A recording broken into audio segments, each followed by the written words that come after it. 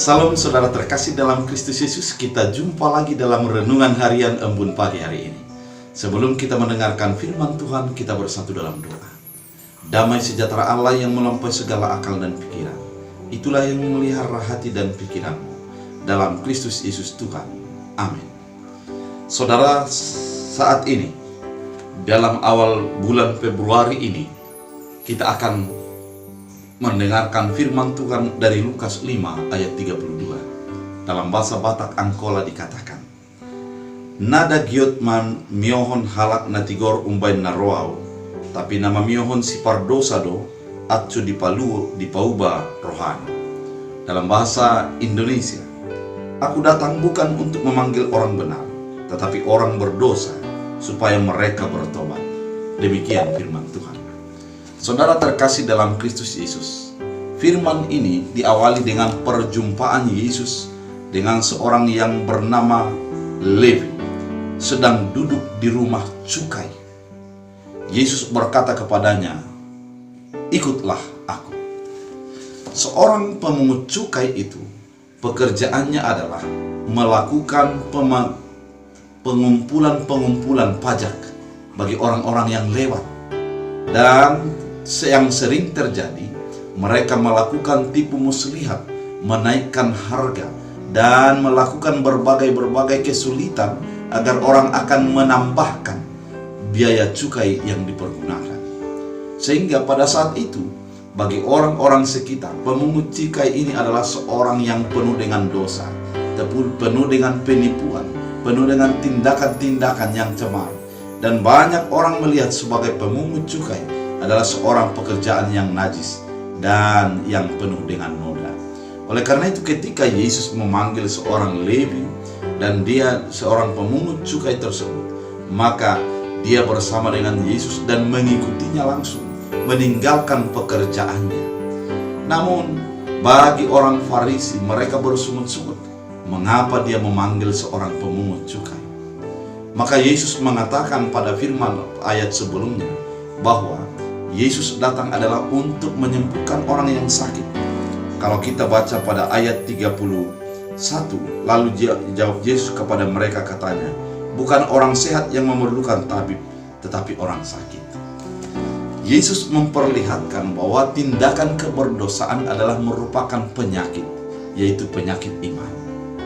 Ketika orang menjadi melakukan kecurangan, ketidakbaikan, maka oleh karena ada penyakit di dalam dirinya, yaitu penyakit iman, yang menjadi merusak segala rongga-rongga, segala sel-sel kehidupannya, sehingga meninggalkan sebuah tindakan yang baik menuju kepada tindakan-tindakan perbuatan yang kurang baik. Saudara, pemahaman ini membuka wacana berpikir bagi orang Farisi. Maka ketika ada orang berdosa, jangan langsung hakimi mereka, jangan engkau langsung memusuhi mereka, maka sembuhkanlah sikap keberdosaannya itu, karena itu yang mereka butuhkan.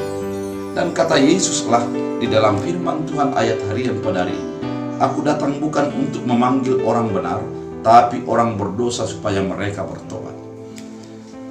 Prinsip orang Farisi yang berdosa harus disingkirkan.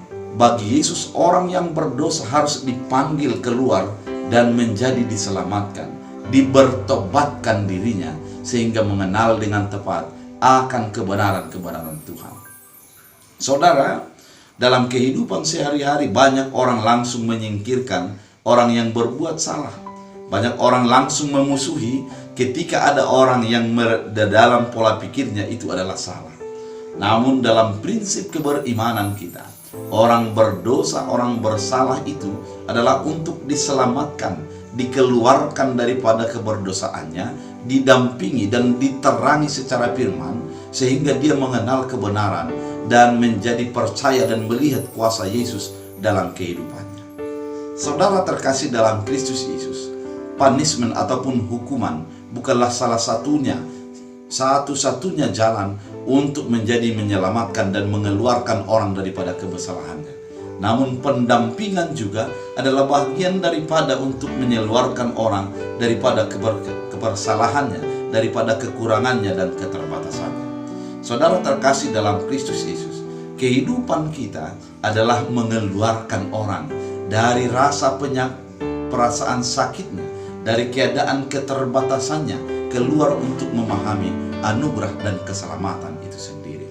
Saudara terkasih dalam Kristus Yesus, ketika Yesus datang kepada seorang Levi yang merupakan seorang pemungut cukai, dia ingin agar pemungut cukai itu meninggalkan habitat lama, masuk kepada habitat baru, yaitu habitat yang penuh dengan damai dan kebenaran di dalam Kristus Yesus.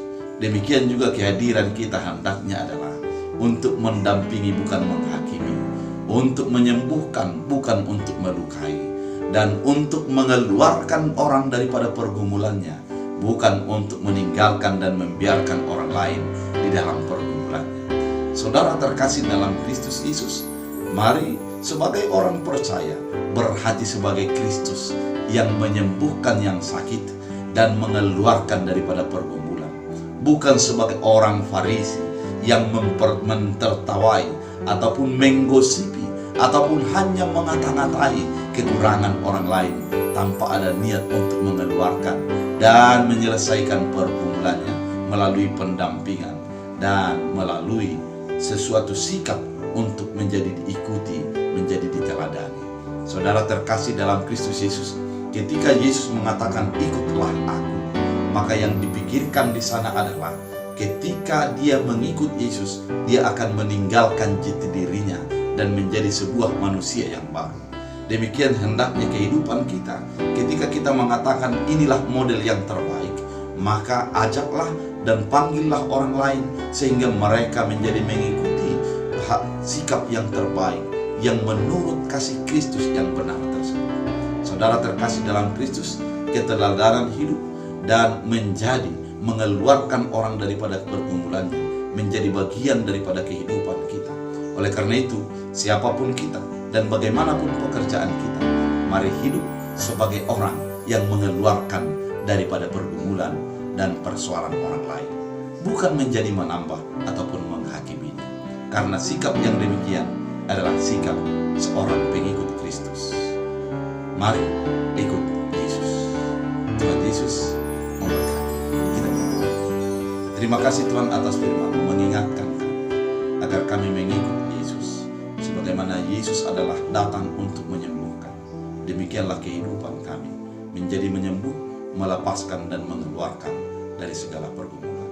Jadikan firman-Mu berakar berbuah dalam kehidupan kami, dalam Kristus Yesus. Amin.